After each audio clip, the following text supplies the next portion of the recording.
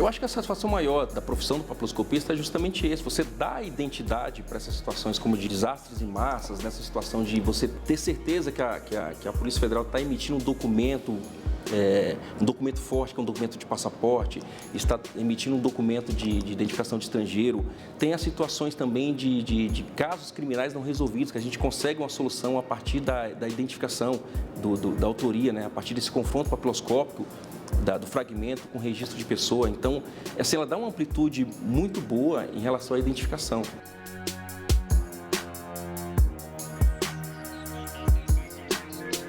O trabalho que a gente faz aqui, ele chega para a gente através de uma solicitação, geralmente das unidades de identificação, dos núcleos de identificação dos estados, né? A gente presta apoio técnico aos núcleos de identificação dos estados, aqui no nosso laboratório, aqui no CEPAP, do Instituto Nacional de Identificação, e também a gente atua em casos de grande repercussão. Informação é um dos bens mais preciosos do século XXI. E quando falamos de identificação humana, esse valor é ainda maior. Gerir um banco de dados com informações civis e criminais de quem vive e circula pelo Brasil se torna uma tarefa de total relevância para a soberania nacional. A identificação humana é uma necessidade social. Através da identificação categórica do cidadão, é que proporcionamos os direitos e os deveres e exigimos os cumprimentos dos deveres do cidadão. Para isso, eu preciso da identificação categórica daquela pessoa para que eu não erre, nem concedendo direitos, nem exigindo deveres daquela pessoa. A Polícia Federal é uma das instituições responsáveis por colher e tratar essas informações que dão suporte ao exercício pleno da cidadania em nosso território.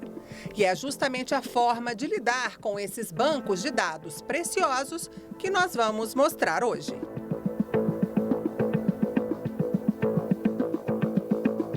Atualmente, a Polícia Federal trabalha com o sistema EIFS, que é o Sistema Automatizado de Impressões Digitais. O sistema EIFS ele foi adquirido em 2004, em substituição aos arquivos manuais que eram utilizados aqui na Polícia Federal, com o objetivo de maximizar e otimizar os processos de identificação humana e de resolução de crimes, a partir de fragmentos de impressões digitais encontrados em local de crime. A Polícia Federal conta com o banco civil, que são os registros de passaporte. Ela faz também a emissão de registros de estrangeiro a partir do documento de identidade para o estrangeiro, né? E a identificação criminal. Além de outras situações, como desaparecidos hoje, que também é utilizado na Polícia Federal, o registro de pessoas desaparecidas, né? E outras pessoas que não se enquadram em uma dessas situações são os deportandos, os refugiados em si, que a gente está tendo uma situação muito grande hoje nas regiões fronteiriças.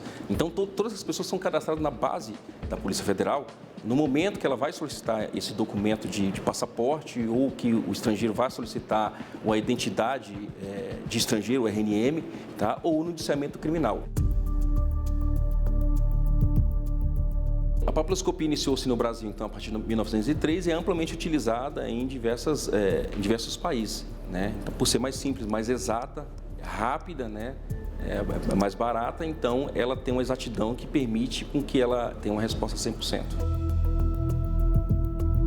Cada pessoa tem a sua impressão digital, tá? Então ela não muda, né? Ainda que a pessoa possa ter doença de pele que prejudique a visualização da impressão digital, ela se mantém, o desenho se mantém desde a fase uterina até a morte, ele não modifica.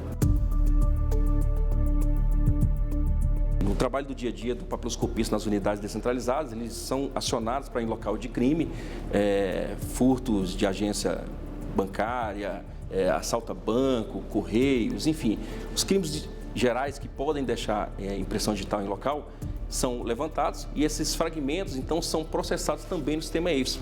Só que eles não entram no sistema EIFS como registro de pessoa em si, como caso criminal desconhecido. E nesse momento, ele é rodado contra a base de registro de pessoas, né? Então, ele vai trazer alguns candidatos, se houver convergência, né? E aí, nessa análise do papiloscopista, ele vai verificar se aquele fragmento foi produzido por aquele registro de pessoa, né, que o sistema apresentou. Ele traz, em geral, alguns candidatos e é o operador que faz essa avaliação de convergência, que a gente chama de hit, ou a de divergência, que seria, no caso, o no hit.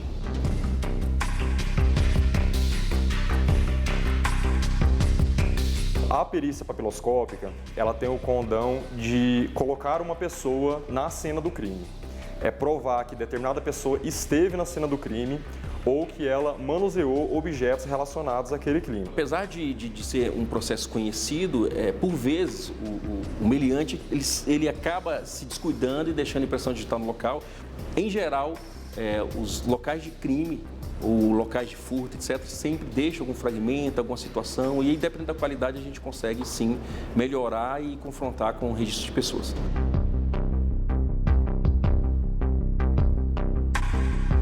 As técnicas vão desde as mais simples, que é a utilização de pó revelador em local, que o papiloscopista pode utilizar para fazer a revelação já em local e fazer uma fotografia ou um decalque da impressão digital, né, no local. E outras técnicas mais avançadas, onde o papiloscopista ele pode recolher o material e trazer para um laboratório para trabalhar com outros reagentes mais avançados, reagentes melhores, que dão melhores qualidades na visualização.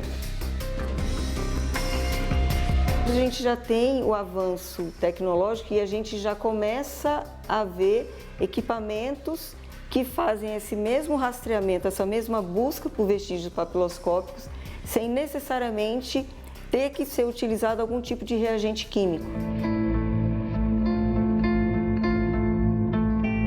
Essa é uma das atribuições que nós temos, tanto a parte pericial como essa parte de identificação de cadáveres. A gente utiliza de técnicas para poder fazer o levantamento, né, das impressões em cadáveres, e a Polícia Federal ela já tem atuado em alguns casos de identificação de vítimas de desastres, como por exemplo em Brumadinho, agora em 2019, como também identificação do Bruno e Dom, agora em 2022.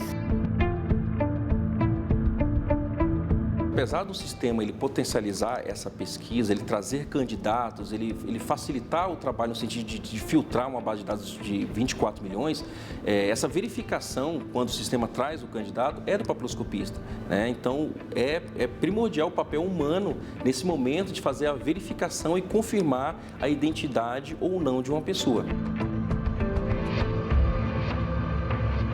A impressão digital no mundo é a biometria mais utilizada hoje por uma série de vantagens que ela agrega. Naturalmente, outras biometrias estão vindo para agregar ainda mais segurança a algo que já é seguro. Mas considerando as vantagens que a impressão digital traz, o grau de certeza que ela dá, não vemos outra biometria substituindo a impressão digital naquilo que ela se propõe, na identificação categórica do cidadão. A gente trabalha especificamente com retrato falado, a gente trabalha com projeções de envelhecimento e projeções de disfarces. E ainda com a comparação facial, que é o que ultimamente está mais em alta, em voga, com crescimento exponencial. Tem o que a gente chama de comparação facial forense ou exame prosopográfico. É a mesma coisa, mas por questões históricas, a gente comumente chama exame prosopográfico. Ele trata da análise de faces comparativamente. Tá? Então, ele é um pouco mais aprofundado do que um sistema de reconhecimento facial propriamente dito, pura e simplesmente. É uma análise aprofundada e dela surge um laudo prosopográfico que dá indicações de possibilidades de ser ou não aquela pessoa que se busca. A questão do retrato falado começa na cena de crime, com a equipe de investigação tentando captar aquela pessoa para que ela se disponibilize e venha aqui fazer o retrato falado. Antes de começar o retrato falado propriamente dito, tem uma entrevista que a gente faz, que a gente utiliza técnicas, justamente para tentar resgatar daquela pessoa as informações que, num primeiro momento, ela fala que não lembra da imagem, né? Do rosto da pessoa que ela vai descrever. A gente tem um sistema, um banco de imagens, e a pessoa vai vendo aquelas imagens e escolhendo as que mais se assemelham com a pessoa que ela está descrevendo. Depois de escolhidas as peças, a gente tem o que a gente chama de um Frankenstein, que é um rosto com 4 pedaços de pessoas diferentes. Terminada essa fase, a gente vai para um programa de edição de imagens, onde a gente vai equalizar os tons das peças e fazer com que aquela imagem, que é uma montagem, fique o mais próximo possível a uma fotografia. O objetivo do retrato falado, ele é reduzir o universo de suspeitos. A maioria da nossa demanda é a questão criminal. Mas a gente recebe casos também, por exemplo, de pessoas desaparecidas, envelhecimento de crianças também desaparecidas. A projeção em si, ela não é objetiva. A gente não sabe como a gente vai envelhecer de forma objetiva. Mas a gente tem alguns estudos que indicam o que normalmente acontece. Então, por exemplo, a ponta do nariz cai, a orelha aparentemente aumenta do tamanho. Então, baseado nesses estudos, a gente prevê essa projeção. Na parte de projeção de disfarces, para busca de pessoas procuradas, né, pela justiça, foragidos, eu pego aquela imagem original, por exemplo, e vou colocar numa projeção de disfarces. Boné, óculos, coloco barba, tiro barba, coloco cavanhaque, coloco cabelo grisalho, careca, cabelo longo. É mais uma ferramenta que se utiliza dentro de todo o contexto da investigação, do inquérito, para chegar aos fatos ou àquela pessoa procurada.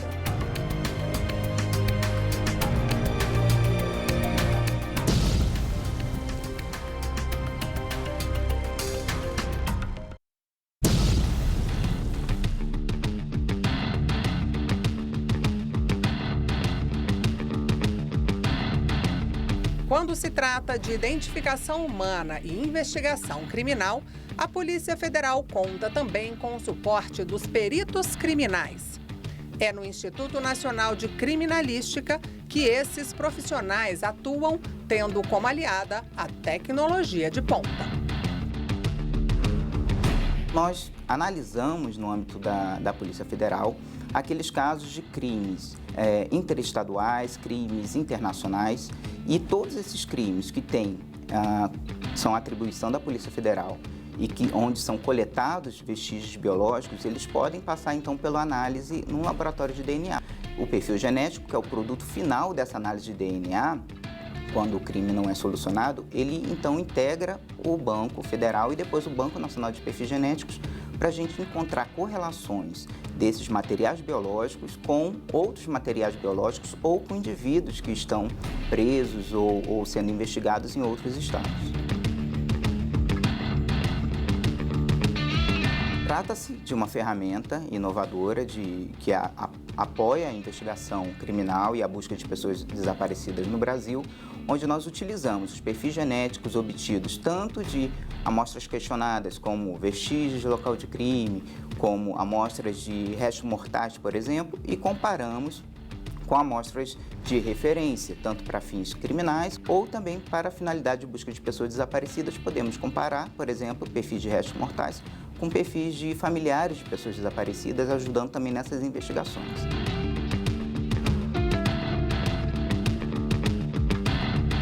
Infelizmente, o índice de reincidência é alto, principalmente para certos tipos de crime, como, por exemplo, crimes de natureza sexual. É alto o índice de reincidência e por isso que nós, através do banco de DNA, o banco de perfis genéticos, nós podemos visualizar de fato quando há reincidência, inclusive descobrir crimes seriais, né, como estupros seriais, que muitas vezes ocorrem em diferentes estados. Então, o mesmo indivíduo muitas vezes percorre diferentes estados, cometendo o mesmo tipo de crime ou até mesmo crimes diferentes. E dessa forma a gente consegue estabelecer essas correlações e parar toda essa sequência criminosa, né, e esses atos de violência que são praticados.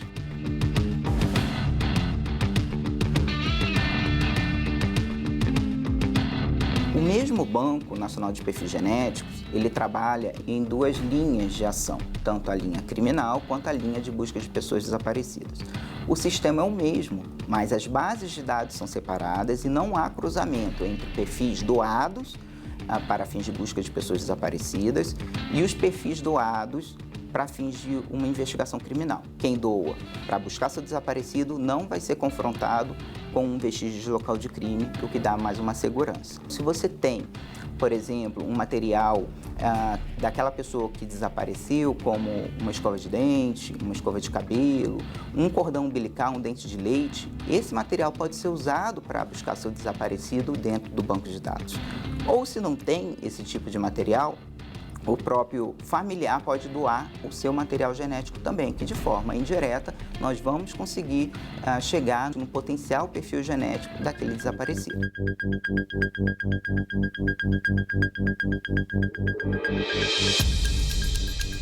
Eu trabalho diretamente com o exame de comparação facial, o exame que a gente busca comparar duas imagens e verificar se elas são da mesma pessoa ou não, e também com outros exames relacionados a áudio e imagens. Alguns exames voltados para autenticação, para verificar se aqueles registros são autênticos ou se eles passaram por algum processo de adulteração, se houve alguma fraude na produção daqueles vestígios, se houve algum remanejamento de trechos do áudio, se a imagem foi composta por imagens diferentes para representar alguma coisa que não aconteceu de fato. E também equipamentos eletroeletrônicos, quando a gente busca examinar, por exemplo, se determinado rádio transmissor está operando fora da sua faixa de frequência, do que foi autorizado pela Anatel, isso pode causar interferência, por exemplo, em aeroportos, em aeronaves e ter consequências graves aí, né? Então, é uma gama grande de exames que a gente trata aqui no nosso serviço e uma parte importante desses exames está relacionada aos vestígios audiovisuais, né, vestígios multimídia, que tem uma correlação importante com a identificação humana.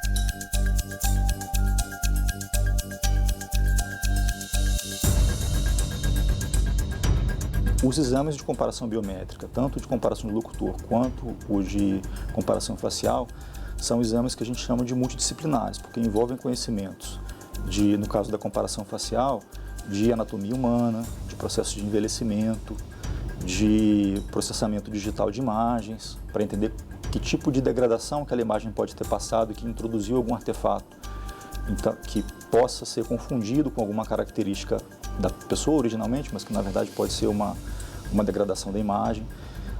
A comparação de locutor também, né? Além desses processos também de mudança da voz ao longo do tempo, de envelhecimento, conhecimento sobre mecanismos de produção da fala, mecanismos de disfarce muitas vezes também. A gente pega alguns casos em que a pessoa tenta disfarçar a voz ou tenta imitar uma outra pessoa. Conhecimento de sociolinguística, né, de conhecer que tipo de vocabulário é mais usado em determinada região. Tudo isso é levado em consideração para que a gente consiga fazer um exame robusto, né, e produzir uma prova de qualidade.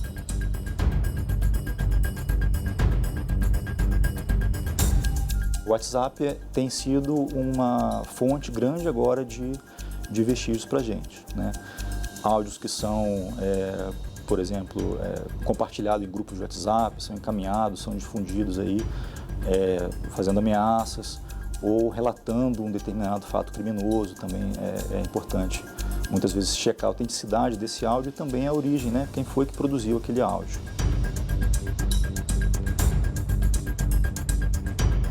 Hoje a gente praticamente não tem mais nenhum lugar que a gente vá que a gente não seja filmado ou que não tenha uma câmera ou um microfone que não esteja sendo gravado, né? E então a chance de fato da gente ter crimes que serão resolvidos através desse tipo de exame só aumenta, né? Então isso é uma realidade que a gente está se preparando para conseguir tratar, né, e dar as respostas que a sociedade espera de uma maneira adequada. Além da análise manual que a gente faz, né, da análise tradicional, a gente tem iniciado o desenvolvimento de metodologia para utilizar sistemas automáticos para apoiar a comparação facial, né?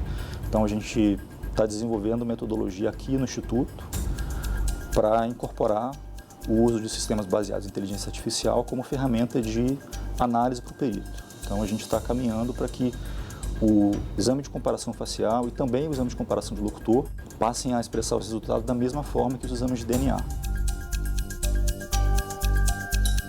são diversas áreas de perícia. A antropologia ela lida com remanescentes humanos esqueletizados.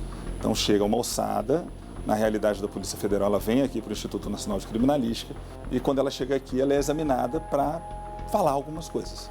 A informação principal que normalmente é buscada pelo antropólogo é quem é aquela pessoa, o que a gente chama de identificação humana. E para saber quem é a pessoa, a gente precisa encontrar informações de triagem. Essas informações de triagem a gente chama de perfil biológico da pessoa ou da ossada. São 4 informações básicas. É saber qual que era o sexo, qual que era a idade, qual que era a estatura estimada e qual era a afinidade populacional daquela pessoa. É de origem africana, é de origem asiática, de origem europeia. E com essas informações a gente consegue afunilar a busca e por vezes a gente consegue identificar. Então a informação principal da antropologia é a identificação. Mas muitas vezes a antropologia é utilizada como meio para entender o porquê da pessoa ter morrido e qual foi a dinâmica daquela situação nos momentos finais da pessoa. Às vezes você precisa entender se a pessoa foi ou não torturada, que isso é uma qualificante do crime de homicídio e pelo exame antropológico você também vai ter condição de saber. Às vezes você quer saber se ela foi queimada viva ou se ela foi queimada depois. A antropologia também fala sobre isso. Se ela morreu com o tiro, ou o tiro foi depois, a antropologia também ajuda a falar isso. A antropologia forense ela é determinante em determinados tipos de crime. Quando você tem encontro tardio de cadáver, a antropologia forense ela é insubstituível. Em casos, então, de desaparecidos, a antropologia forense ela acaba sendo uma técnica necessária. E é uma técnica barata também. Aproximadamente 200 mil pessoas desaparecem todo ano. Dessas 200 mil, 20% não voltam para casa. Às vezes não retornam porque fugiu de casa, não estava querendo ficar ali. Mas tem gente que não voltou e não volta porque aconteceu alguma coisa, porque aconteceu o pior. E quando alguém é encontrado 1 semana, 2 semanas depois da morte e foi jogado em algum local, você não vai encontrar um corpo, não vai ser reconhecível. Você vai encontrar o que foi uma pessoa. Você vai encontrar remanescentes humanos em condição complexa de se fazer a identificação. Muitas vezes não vai dar para fazer nem por impressão digital. Vai ter que ser feito por arcada dentária ou por exame genético. E é aí que a antropologia ajuda bastante.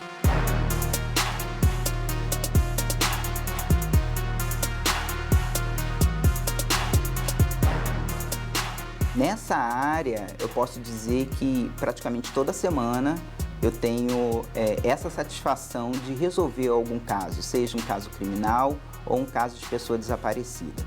Cada vez mais que a rede cresce, mais pessoas compartilham seus perfis genéticos, os nossos resultados crescem, né? E o nosso potencial de oferecer um bom serviço à sociedade aumenta também.